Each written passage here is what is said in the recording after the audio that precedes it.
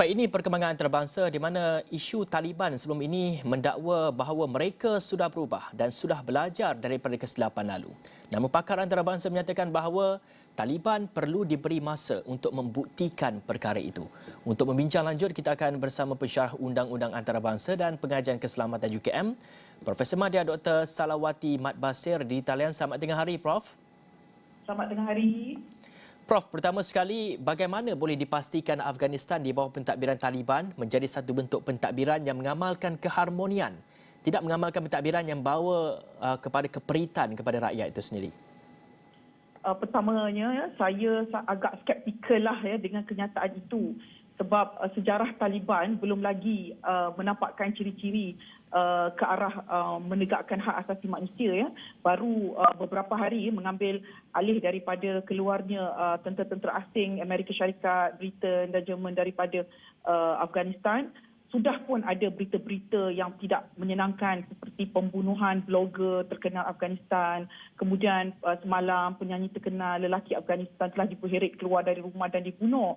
Jadi saya secara dasarnya lah, saya agak tidak percayalah bahawa Taliban ini akan membawa satu dimensi baru dari segi isu kemanusiaan untuk dipraktikkan di Afghanistan. Ya, dan kalau kita lihat, rata-rata pakar antarabangsa mahu masa diberikan untuk Taliban membuktikan dakwaan mereka. Sejauh mana kita melihat perkara ini dapat dilakukan?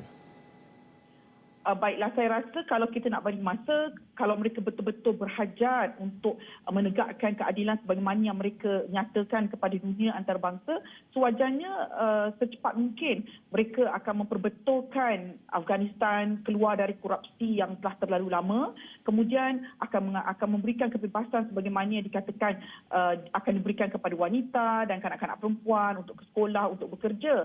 Tetapi apa yang kita lihat buat setakat ini masih belum ada tanda itu akan berlaku. Masih wujud lagi sifat-sifat Taliban yang lama. Jadi pada saya, kalau hendak menunggu mereka melaksanakannya, kalau mereka benar-benar suci hati nak melaksanakannya, sewajarnya sudah boleh memulakan.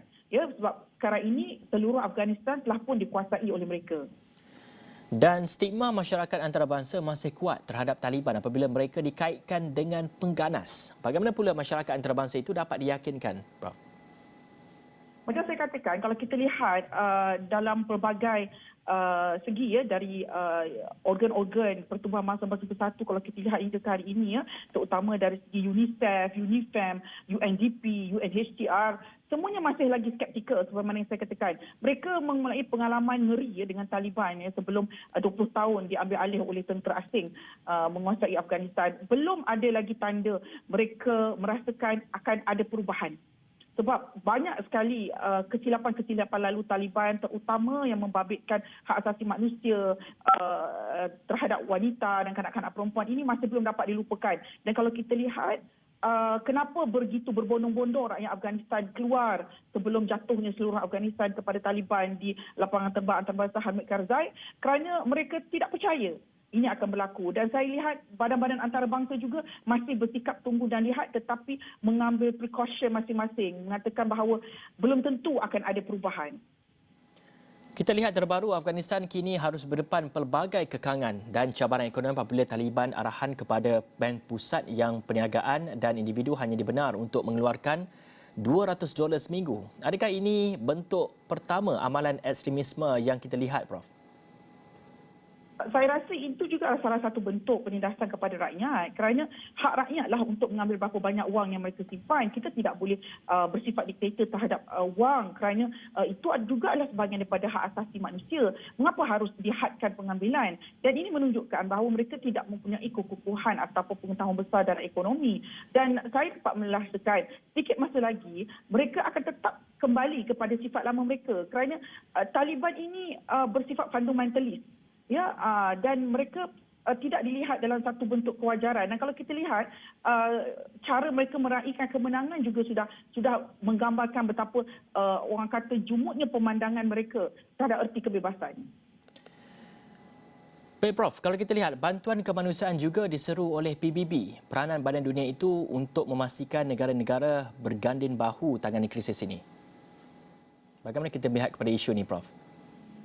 Sebenarnya kalau kita lihat ya di laman-laman sosial terutama seperti di Instagram ataupun Facebook, World Food Program dan juga UN Habitat serta UNHCR, mereka menyeru semua penduduk negara-negara maju dan juga negara membangun yang lain untuk membantu menangani isu ini kerana mereka merasakan bahawa ketika ini bekalan bantuan masuk ke Afghanistan sudah semakin berkurangan.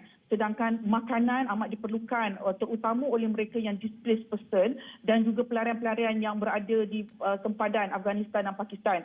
Jadi mereka merasakan bahawa sudah sampai pada tahapnya kita tidak boleh meninggalkan Afghanistan begitu sahaja hanya kerana kita bencikan Taliban. Jadi saya rasa ini perspektif yang perlu dilihat oleh semua pemimpin-pemimpin dunia, terutama Amerika Syarikat dan sekutunya yang telah pun berada di Afghanistan selama 20 tahun dan kemudian meninggalkan Afghanistan begitu sahaja.